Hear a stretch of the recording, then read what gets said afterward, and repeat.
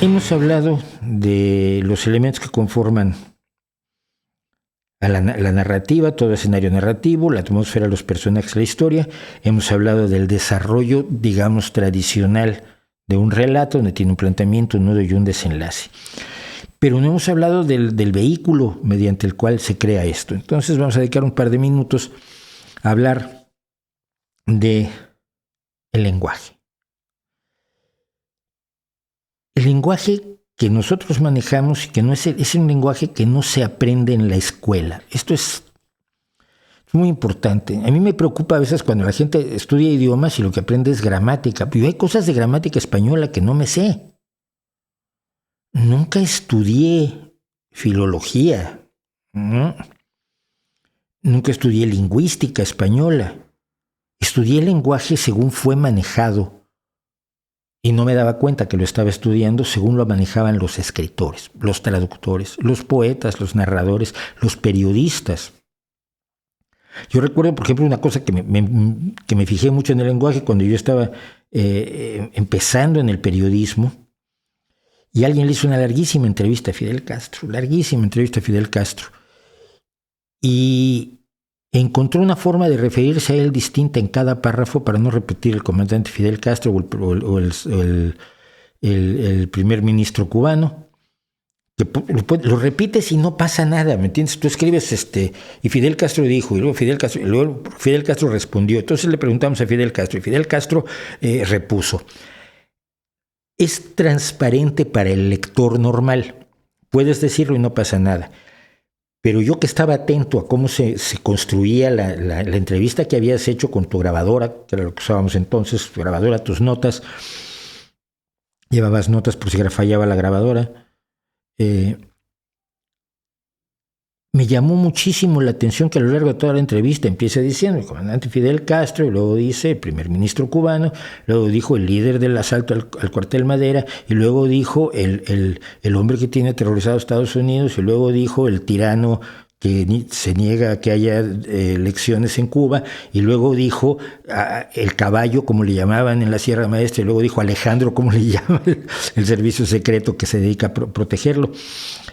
Y total que usó 20 formas distintas de referirse a la misma persona. Y a mí me parece un logro maravilloso del lenguaje, de demostrar la riqueza con la que contamos las cosas. ¿Por qué? Porque no basta tener una buena historia, no basta tener magníficos personajes, no basta tener una atmósfera excelente, si no lo comunicas con un uso del lenguaje adecuado. ¿Qué quiere decir un uso del lenguaje adecuado? Primero, el lenguaje tiene que ser acorde a la historia que estás contando y a los personajes que estás contando. No hay nada más ridículo en la literatura que unos personajes del pueblo llano que hablen como universitarios que estudiaron una licenciatura en filosofía y dos en filología y que además suelten citas en latín. ¿Por qué? Porque la gente no lo hace. El lenguaje tiene que estar de acuerdo a tus personajes, de acuerdo a tu historia y de acuerdo a tu atmósfera, dónde vives, en qué momento vives. El lenguaje es uno de los caminos más fáciles para llegar a los anacronismos. Si tú relatas algo que ocurrió en el siglo XVI, hay ciertos giros del lenguaje o ciertas palabras que es mejor no usar porque revelan una procedencia muy posterior al siglo que estás contando. Pero el lenguaje tiene que ser eficaz, pero también tiene que ser interesante, sorprendente, emocionante, bello. Y todas esas características del lenguaje se aprenden leyendo.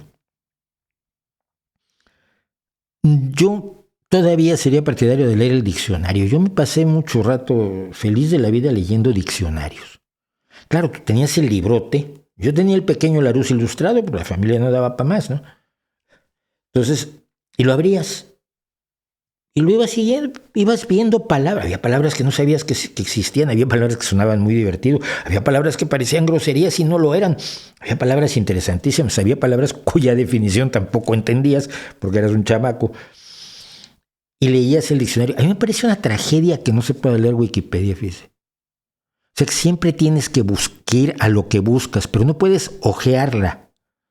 No puedes ir en orden alfabético, en orden temático, cualquiera de los órdenes que pueda tener un orden onomástico, los órdenes que pueden tener una enciclopedia, un diccionario, y recorrerla y hojearla y buscar artículos que no sabías que te podían interesar. A mí me parece que es uno de los grandes defectos de la Wikipedia, y quizás habría todos que reunirnos y decirle al dueño de Wikipedia, al creador de Wikipedia, Jimmy Wales, que quizás sería bueno tener un mecanismo para hojearla. Hojear enciclopedias, hojear diccionarios, ver cómo escriben los demás, no para copiarles forzosamente, pero no para hacer lo mismo, no para llegar al mismo lugar al que llegan ellos, pero para conocer el mecanismo mediante el cual se llega a una descripción determinada, a una forma de representar con palabras la realidad que sea distinta a la forma de representar la realidad con palabras que hemos tenido en otros momentos. En ese sentido es muy interesante como ejercicio las odas del canto general de Pablo Neruda, por ejemplo, porque se dedica a hacerle odas a cosas cotidianas, a objetos cotidianos, al martillo y al teléfono. Y entonces lo que se ha impuesto él es un ejercicio de descripción y de presentación y de exaltación de objetos de la vida cotidiana utilizando el lenguaje poético. A mí me alarman los escritores con faltas de ortografía. A mí me alarman los escritores descuidados con el lenguaje, que creen que porque tienen una historia maravillosa o creen que porque metieron mucho sexo en su narración, ya están exentos de dominar su herramienta. Esto es como tocar el lenguaje. Conocer el lenguaje es como hacer escalas en la guitarra, es como hacer bocetos en la pintura. Tienes que conocer tu herramienta, no puedes despreciar tu herramienta. Yo alguna vez oí a alguien decir, es que lo del lenguaje es burgués. Tu futuro como escritor es cero, hijo, porque la gente que lee no se pone a pensar en eso. Se pone a pensar que le están contando algo que le interesa y se lo están contando bien. Y si le cuentas a alguien mal algo bueno, acaba desinteresándose de él. La forma en que lo cuentas es muy importante. Hay muchas obras que están definidas por su lenguaje. Yo creo que 100 años de soledad es una. Yo creo que El Principito de Saint-Exupéry es otra. El lenguaje que utilizan los personajes ya de sí te cautiva, ya de sí te lleva a una realidad un poco distinta. Por supuesto, Alicia en el País de las Maravillas, pero esa transcurre en inglés, pero también el lenguaje, la forma en que juega con el lenguaje, hace que entres en el mundo de fantasía, porque la fantasía también está en el lenguaje. Me acuerdo de uno de los ejemplos clásicos en Alicia en el País de las Maravillas, es el Jabberwocky, el poema de palabras absurdas que no son tan absurdas, pero con la cual el autor consigue incrementar la sensación de extrañeza que tiene el estar viviendo o estar acompañando al conejo blanco en el mundo extraordinario en el que se ha metido Alicia. Y otro que a mí me parece un estilista de un nivel absolutamente impresionante es Umberto Eco, precisamente, pero también está traducido.